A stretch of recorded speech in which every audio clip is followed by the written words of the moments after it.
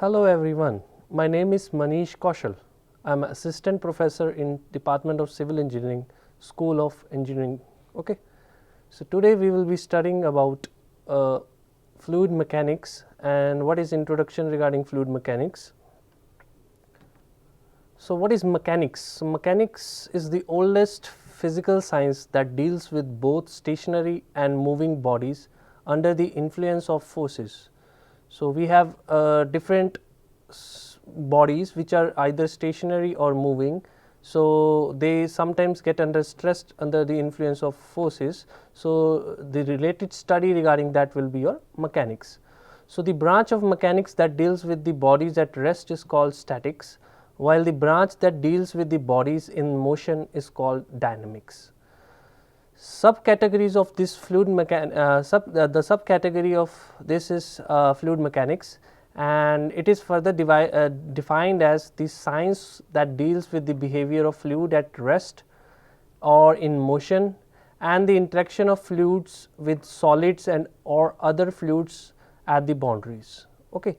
So we consider those fluids to be a static, those are generally at rest. Okay. So and in the kinematics, kinematics is again a part of dynamics where we used to study regarding the fluid's motion, but here we consider that the pressure forces are not considered. Okay, so like we are considering that we would not be considering any pressure forces. So we are studying the nature of fluid and behavior of fluid without considering the pressure forces. So this will be called as fluid kinematics. Okay. And if the pressure forces are also considered for the fluids in the motion, then this branch of science is called as fluid dynamics. Okay, so then this will be your fluid dynamics, and if we won't be considering the pressure forces, then it would be your fluid kinematics. Now fluid mechanics itself is also divided into several categories. Okay, so there are different categories that are related to this. The study of motion of fluids that are practically incompressible, such as liquids, especially water and gases at low speeds, is usually referred to as the hydrodynamics. Okay. So where the study of motion of fluids is there and which is practically incompressible, that means we cannot compress that, and we usually refer this as a hydrodynamics. Okay. And the subcategory of this hydrodynamics would be your hydraulics. Okay. So what is this hydraulics? So hydraulics which deals with the liquid flow in pipes and open channels. So we have open channel flows and we have the flow of liquid or flow of fluid from the pipes, then we call it as a hydraulics. Okay. So we have divided this further streams, like from mechanics we have moved on to the fluid mechanics, and then from fluid mechanics we have turned on to the hydrodynamics, and then from hydrodynamics we are having subcategories as hydraulics. Okay. So next question comes, like we are dealing with I am calling fluid again and again. So what is fluid? Fluid, we discuss the mechanics, but what is fluid? So a substance exists in three primary phases. It could be solid, it could be liquid, or it could be your gas. Okay, so in these three phases a substance can exist. So a substance in liquid or gaseous phase is referred to as a fluid. Okay, so here we won't say that the solid material will be a fluid, like this table won't be your fluid. This is a solid material. Okay, whereas in the cases of liquid we have like water and oils and other components, other materials, that will be your liquids. Okay, what about gases? Gases like oxygen, air, hydrogen, these all are gases. So these all are considered to be as a fluid. Okay. So how we will distinct between solids and fluids? Now this, in solids we have solid materials, whereas in the cases of fluids we would be having like liquids as well as gases. So distinction is made on the basis of the substance ability to resist the applied shear stress that tend to change its shape. So on the basis of the applied stresses, we can tell about its ability, either it can resist or not. Like in the cases of solids, solid can resist an applied shear stress by deforming. Okay, like we are applying a stress on any solid material, it will start deforming after a certain period of time. Whereas in the fluid, the deformation continuously under the influence of shear stress, okay, no matter how small. So, here in the fluids the deformation will be in a continuous mode, and this will be due to the under the influence of shear stress that would be applied over it. Even a small amount would cause a significant deformation. In solid, the stress is proportional to strain. So, whenever we draw a stress strain diagram, we often see that in the cases of solids, mostly the stress is proportional to strain, but in the cases of liquids, here the stress is proportional to strain rate. So, how much the at the strain rate it is going to deform. Okay, so in liquids, the molecules can be move relative to each other, but the volume remains relative constant because of the strong cohesive forces between the molecules. So, if you take the example like in the right hand side, you are having an image of liquid. So, in the container you can completely view that the container is completely filled by the liquid, and the liquid would not occupy the entire area. Why? Because the amount of liquid will be less as compared to the volume of the container, and it will occupy that much area up to where the liquid is available. So, in liquids the molecule can move relative to each other, but the volume remains relative constant because of the strong cohesive forces between the molecules. In the cases of liquid, there will be molecules, and the molecules, the attraction between the molecules will be the forces that will be cohesive forces, and this would be very much more as compared when you compare it with the gases. So, the liquid will take the shape of container as in the example. As a result, a liquid takes the shape of container it is in, and it forms a free surface in large container in the gravitational field. So, in the example you can see there is a free surface that is completely drawn by the liquid whenever we put it into a liquid, where the liquid is the amount of liquid is less as compared to the size of the container. On the other hand, if you check the example of gases, the gases expands until it encounters the wall of container. So, here you can see in the cases of gases, the gases will encounter the ends of the container and fills the entire available space. So, it will completely fill that area whatever the available space is over there.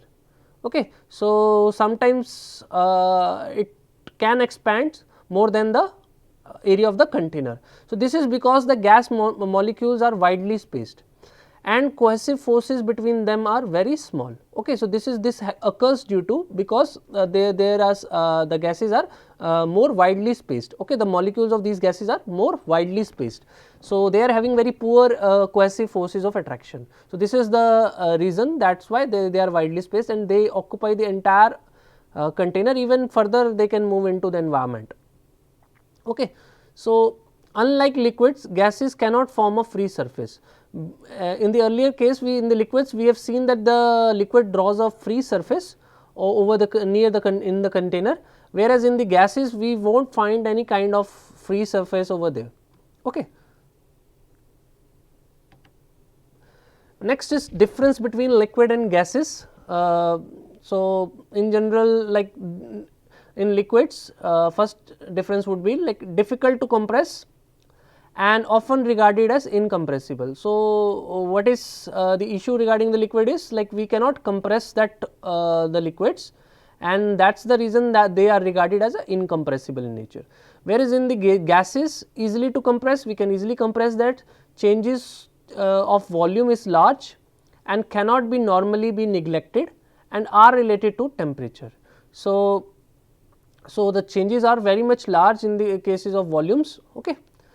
And in second is in liquids, it occupies a fixed volume and will take the shape of the container. So, this will completely occupies the shape of the container, as we have seen in the cases of previous example, and in the gases no fixed volume is there, and it changes volumes to expand to fill the containing vessel. Okay. So, it will expand because the molecules is having less or a small cohesive forces between them. Third difference, in liquids, a free surface is formed if the volume of container is greater than the liquid. So, if the volume of container is more as compared to the amount of liquid, so the free surface will form, whereas in the cases of gases, completely fill the vessel so that no free surface is formed. So, in the cases of gases, there will be no availability of free surface in that vessel. Okay. So, the gases will take entire area over there. Okay. So, next is the application of areas of fluid mechanics. So, where these fundamentals or the techniques of this fluid mechanics could be applied. So, there are a lot of engineering fields and other fields where the implementation of the methods of this fluid mechanics is applied over there. So, mechanics of fluid is extremely important in many areas of engineering and sciences. Examples, if you check the example of biomechanics. So, biomechanics, again there is a, if you check there is a blood flow through arteries and veins. So, similar is the blood is acting as a fluid over there, and you can do the deeper studies regarding the flow and arteries and veins. Then the airflow in lungs. So, as everyone breathes, so there is a airflow in the lungs. So, there also the fluid mechanics concept comes over there and contributes over there. Then third one is the flow of cerebral fluid. Okay, so this is related to the biomechanics. Then its application in households, normally where we do our all day to day activities. So, piping system for cold water, natural gas and sewerage. So, there the all this system is installed on the basic principles of fluid mechanics. Then pipings and ducting networks of heating and air conditioning systems, refrigerators, vacuum cleaners, dishwashers, washing machines, water meters, natural gas meters, air conditioners and radiators. Okay, so, all over there the concept follows. Then in the third field, the meteorological and ocean engineering. So, movements of air currents and water currents are studied, and then the principles are applied over there. Other than that, there is a turbo mechanics in pumps, turbines, fans, blowers, propellers. Okay, so, in military also the principles applied, like while designing the missiles and aircrafts, ships, underwater vehicles like submarines and dispersion of chemical agents. Okay, so, in all these fields the concept of fluid mechanics is applied, and then they used to design their either machinery or their instruments or their equipments. Okay. Then in automobiles, IC engines, air conditionings, fuel flows, external aerodynamics, etc. Even in the medical field, like in the medicines, heart assistant devices and artificial heart valves and lab on chip devices, glucose meter, controlled drug delivery, in all their fields the concept is applicable. In electronics, convective cooling of generated heats. So, like for cooling the heats in electronic equipments, the concept is applied. In energy, combustors, burners, boilers, gas, hydro and wind turbines. Okay. And in the oil and gas fields also, like for transportation of oil and gas, like for that they require pipelines and pumps over there. So, in that's also like for pumping and this designing over there, then the concept applied of fluid mechanics over there. Okay. So, almost everything in the world is either in contact with fluid or is itself a fluid. Okay. So, everything in the world is a part of a fluid, we can say that. Okay. Next is our properties. What are the properties of fluid? Any characteristic of a system is called a property. Okay, so anything related to that system and any special thing about the system is a property. So, some familiar properties are pressure P, that we will be denoting by P, temperature T, volume V and mass by m. Other less familiar properties includes viscosity, thermal conductivity, modulus of elasticity, thermal expansion coefficient, electric resistivity and even velocity and elevation also. So, these are little bit less familiar, but more we will be more concentrating on pressure, temperature, volume and mass. Okay. So, we will divide it into two parts. So, properties are considered either in intensive or extensive. So, what is intensive properties and what are extensive properties? So, intensive properties are those that are independent of mass of the system. Okay. So, that generally does not depend or too much depend upon the mass of the system, such as temperature, pressure and density. Okay. Whereas extensive properties are those values that depends on the size or extent of the system. Okay, so that depends upon how much the size or how much the extent of the system over there. So, this would be your total mass, total volume and total momentum are some examples of this extensive properties. Okay. So, here we will divide it how these two properties are different from one another. So, an easy way to determine the whether a property is intensive or extensive is to divide the system in two equal parts with an imaginary portion. On the right hand side you are having a body which is having some values like m, v, t, p and rho. So, what is m? M is the mass of that body, and then the v is the volume of that body, t is the temperature of the body, p is the pressure of the body, and the last one is the rho that denotes the density of the body. Okay. So, what we will do? We will divide this system in two parts. Okay. So, what will happen when we divide it by the imaginary line in two parts? So, each part will have the same value of intensive properties as the original systems, but half the value of extensive properties. So, what will happen? The intensive property value will remain same, either you check in the left hand side or in the right hand side, like in the case of T is as a temperature.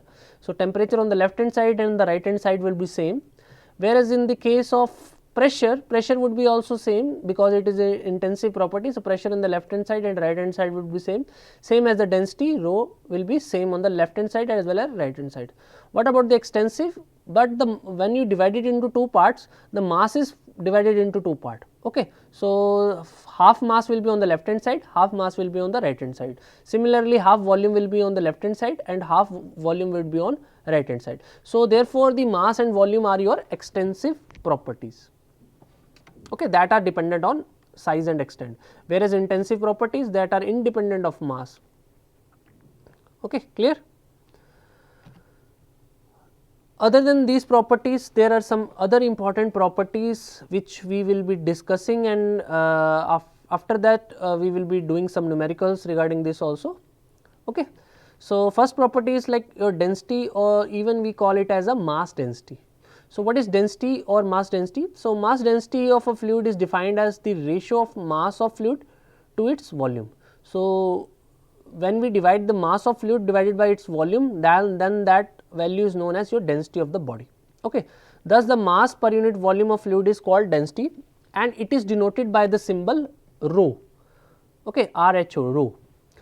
So, unit of the mass density in SI unit is kg per cubic meter. Okay. So, we call it as kg per cubic meter. So, density we denoted in the terms of kg per meter cube. The density of liquid may be considered as a constant, while that of gases changes with the variation of pressure and temperature. Okay. So, in the cases of liquids, we consider the density remains same, but in the cases of gases, it changes, its vary according to pressure or the temperature over there, variation in that over there. So, mathematically if you denote it the rho, it would be your mass of the fluid divided by the volume of fluid. So, this is your formula for the density, mass of fluid divided by the volume of fluid.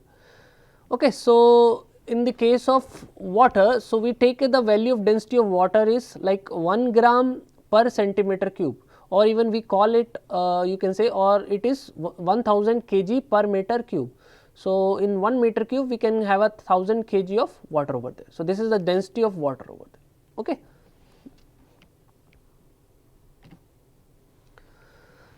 Next is the density of substance.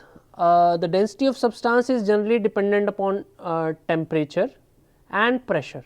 Okay. So, density of substance that depends upon temperature and pressure. The density of most gases is proportional to pressure. So, if you increase the pressure, the density goes on increasing. If you reduce the pressure, the density goes on reducing, whereas it is inversely proportional to the temperature. Okay. So, liquids and solids on other hands are essentially incompressible substances and the variation of their density with pressure is usually negligible. So, as we take in the example of gases, so we consider that the density varies according to pressure and the variation in pressure and temperature, but in the case of solids and liquids we will not consider that there is a variation of densities due to change in pressure or that. Okay. So, we consider it as a negligible, very small amount would be there, but with that the amount would be a little bit negligible. Okay. Okay. Next property is your specific weight or weight density. So, specific weight or weight density of a fluid is defined as the ratio between the weight of fluid to its volume. Okay. So, earlier density, mass of the fluid divided by the volume of fluid, but in the case of specific weight or weight density we have the weight of fluid divided by the volume of the fluid. Okay. So, thus the weight per unit volume of fluid is called weight density and it is denoted by the symbol W, small w. Okay. So, mathematically you can note down the weight of fluid divided by the volume of fluid. Okay. So, we have the formula for weight of fluid. So, weight is equal to mass of the fluid into the acceleration due to gravity. So, in numerator you can write, instead of weight of fluid you can write mass of fluid into acceleration due to gravity. So, that means W is equal to weight of fluid is equal to mass of fluid into acceleration due to gravity, that is mg. Okay. And in the denominator we are having the volume of fluid. So, mass of the fluid and the volume of fluid we have already discussed in the previous property, that was its density, and we denoted it by the rho. So, that means the mass of fluid divided by the volume of fluid will become rho. So, your specific weight will become density of fluid into the acceleration due to gravity. So, your small w will comes out to be rho into g. Okay. So, this is a formula that you should note down and we will be using it in the numericals. Okay. This is very important one, similar like the density one. So, your specific weight would be your density rho into g. Next is your third property, that is your specific volume. Specific volume of fluid is defined as the volume of fluid occupied by the unit mass or the volume per unit mass of the fluid. Okay. So, what is specific volume? It is the volume of fluid divided by the mass of fluid. Okay. So, earlier we were having specific weight, in the specific weight we were having weight of the fluid divided by the volume of the fluid, and in the specific volume we are having volume of fluid divided by the mass of fluid. So, mathematically we will be writing like this, volume of fluid divided by mass of fluid. If we bring down the volume of fluid from the numerator to the lower part of the denominator, so it will become 1 by mass of fluid divided by the volume of fluid. So, mass of fluid by the volume of fluid will become your rho, as we have discussed in the first property, that was your density, rho was the density. So, you can say that the specific volume is inversely proportional to the mass density. So, that means specific volume is equal to 1 by rho. So, thus the specific volume is the reciprocal of mass density and it is expressed as meter cube per kg. Okay. So, it will be, the units would be meter cube per kg. Now, this property is commonly applied to gases. So, while studying on the behavior of gases, this property is applied over there. So, you need to learn this formula, specific volume will be volume of fluid divided by the mass of fluid. So, that will be your 1 by rho. Okay. Another property of fluids would be your specific gravity. So, this one is very important.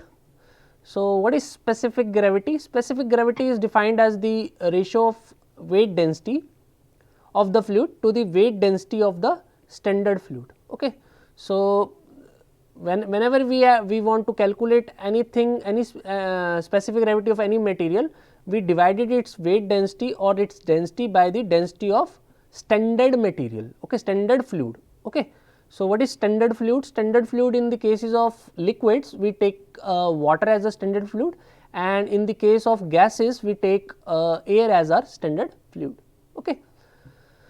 So, for liquids the standard fluid is taken water and for gases the standard fluid is taken air, and specific gravity is also called as a relative density. Okay. So, it is a dimensionless quantity and is denoted by symbol S. Okay. So, it is a dimensionless quantity. So, it does not have any units. The reason is that, like, if you put the in the case of weight density of the liquid, that is kg per meter cube, and you put the weight density of standard liquid at the denominator. So, both the units at the numerator and denominator will be cancelled out. So, that is the reason this specific gravity units will be unitless. Okay. So, in the image you can see this specific gravity for liquids. What is the formula? That is the weight density of liquid or the density of liquid divided by the density of standard fluid. So, in the case of liquids we will be taking the standard fluid as a water. Okay. So, that means we will be putting the value of the weight density or the density of water and the in the denominator, and the density of water we take as 100 kg, oh sorry 1000 kg per meter cube. And in the case of gases, S is denotion of your specific gravity for gases. So, that will be equal to weight density of gas divided by the weight density of air or the density of air. So, in the gases we take the standard fluid as gas air. Okay. So, if you want to calculate like the formula of weight density of liquid and you want to calculate the weight density of liquid. So, what you will do? You can multiply the specific gravity of that liquid with the weight density of water. Okay. So, you will multiply it by the weight density of water. So, here if you want to calculate, like take the example, like you are having in the case of liquid you are having any petrol or any oil over there. So, you want to calculate what is the weight density of that liquid. So, what you will do? You know what is the specific gravity of that material. So, you put that in S, and then you can multiply the weight density of water, that is 1000 and into 9.81 Newton per meter cube, that is the weight density, and you will get the value of weight density of that liquid, or either it is a petrol or any material. Okay. Okay. Similar you can do with the gases also. So, the density of gas you want to calculate. So, the specific gravity into the density of water. So, density of water is your 1000 kg, here we will be taking density of air. Okay, density of air we will be taking. Okay. So, if the specific gravity of fluid is known, then the density of fluid will be equal to specific gravity of fluid multiplied by the density of fluid. So, we can easily identify the other property. Okay, like the density we want to calculate, we can easily identify if we know the specific gravity of that fluid, because we know the density of water over there. So, here for example, if you take the example, the specific gravity of mercury, we know that it is 13.6. So, hence you want to calculate the density of mercury. What would be the density of mercury? So, the density would be your specific gravity into the density of water. So, specific gravity of mercury is your 13.6 and density of water we are having is 1000 kg per meter cube. So, 13.6 into 1000, this comes out to be 13,600 kg per meter cube. Okay, kg per meter cube. So, that are the unit of density. Okay, so that means the density of mercury is 13,600 kg per meter cube. Apart from this, on the right hand side you can see we are having certain specific gravity of different materials. Okay. So, in the left hand portion of that image we are having substances, and on the right hand side SG denotes the specific gravity of those materials. So, like for the water we have the specific gravity 1, why 1? Because the density of water we will put in the numerator and the density of water in the denominator. So, both will be having the same value. So, that means the specific gravity of water is 1, and in the case of blood it would be your 1.05. Okay.